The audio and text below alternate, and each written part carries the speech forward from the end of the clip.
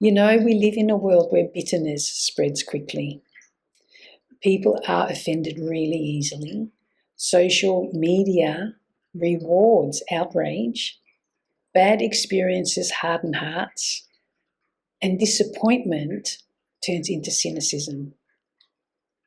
And it's easy to see why sometimes life gives us plenty of reasons to become bitter, right? Maybe someone betrayed you. Maybe you've been overlooked, criticized, rejected, abandoned, ridiculed, outcast, hurt. Maybe you've worked hard only to feel unappreciated. Or worse, maybe you've worked hard all your life and then you come to a ripe old age and find you've got to start all over again. Bitterness can be a little bit naughty because it creeps in really quietly and it starts quietly whispering in your ear. It tells you to fight or fight or flee. It tells you to freeze or fawn. It tells you to protect yourself. It tells you to stop caring, to get even, to get them before they get me. It tells you to shut down and avoid connection at all cost, real connection. But you know, you don't have to let a bitter world make you bitter. That's a choice. Because to blame the world is a cop-out. You can stay kind without being weak. You can stay loving without being naive, something I've really had to learn. You can stay sweet without losing your strength. So today I want to talk about how we can stay sweet in a bitter world. Hey beautiful souls, welcome and welcome back to Soul Unbroken. My name is Annemarie and I'm here to help you heal, reclaim your power and return to your essence of light. If you want to work with me, my details are below in the description box. So you know, a lot of people think kindness is weakness. They think sweetness is weakness. They think vulnerability is weakness. But they couldn't be further from the truth. It actually takes far more strength, courage and determination to stay gentle when life has been harsh, to keep an open heart when you've been hurt. Anyone can become angry. Anyone can become cold. Anyone can lash out.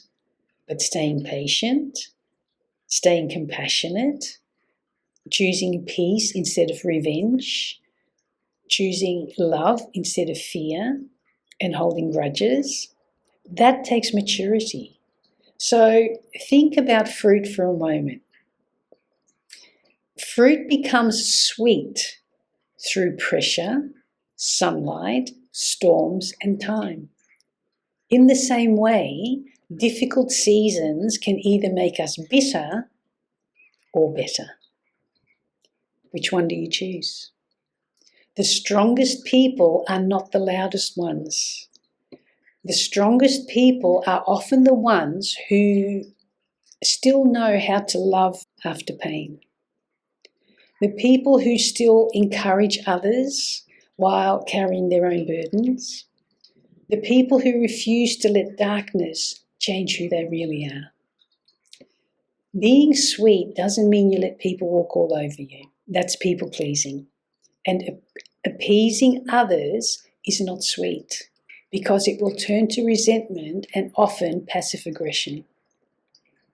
Being sweet means you refuse to let negativity poison your spirit. You protect your heart and therefore your peace. You remain grounded in love instead of resentment, and that is strength. Bitterness starts with pain, unhealed pain, unhealed disappointment, unspoken hurt, unprocessed rejection or abandonment. Sometimes people become bitter because they expected life to be fair. But life isn't always fair. So we better learn to make lemonade out of lemons. Because people may misunderstand you, friends may leave, plans may fall, plans may fail, You may lose everything like I did. Prayers may seem unanswered. And when pain sits in the heart too long, it can quietly turn into resentment and ultimately bitterness. At which point you start believing that the world owes you, but it doesn't. You start assuming the worst, trust becomes difficult, joy feels distant. That's why healing matters, why healing is so important. You cannot stay sweet if you never deal with what wounded you. Healing may look like having honest conversations, even with yourself, especially with yourself, seeking counseling, spending time with God, my favorite pastime, journaling, resting, forgiving, or simply allowing yourself to grieve. Ignoring pain does not remove the pain. Healing removes it because it transforms it. And one of the most powerful things you can do is refuse to pass your pain on to others, that it stops with you. Because healed people help heal people. If you constantly consume negativity, bitterness will grow naturally. What you watch matters. What you listen to matters. Who you hang around with matters. Some people feed on drama and chaos. Some environments normalize anger and disrespect. And if you absorb that every single day, eventually it affects you on a soul level. I know, I lived it for 24 years. That's why you must guard your heart carefully, protect your inner peace, spend time around people who genuinely inspire kindness, wisdom, and growth, and those who are happy for your wins. Take breaks from toxic environments and relationships. Limit constant negativity online. Very important. Feed your mind with truth, hope, gratitude, and encouragement. Sweetness grows where peace is nurtured.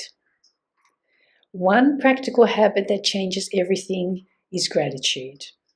Gratitude softens the heart, even during difficult seasons. There is always something to be thankful for, even if sometimes we have to dig a little deeper to find it. They can be simple things that we forget about, like breath in our lungs, lessons that we've learned, people who genuinely care, another chance to grow, another morning to begin again. A grateful heart has no room for bitterness. So forgiveness is another important part of your healing. And I get it, it's one of the hardest things to practice. So let's be clear. Forgiveness does not mean what happened was okay. It does not mean you ignore boundaries. It does not mean you trust toxic people over and over and over. Forgiveness means you refuse to carry poison in your own heart. Because bitterness hurts the person holding it. Holding it. Can you feel it? Sometimes we wait for apologies that never come. But healing begins when I stop allowing someone else's actions or non-actions to control my emotional future. Forgiveness says, I will not let this pain define me. But honestly, forgiveness is a process. Sometimes you have to choose it daily, especially while you're working through some hard stuff, until you come clean, until you come out the other side. But every step towards forgiveness makes your heart lighter. In a bitter world, a sweet soul stands out.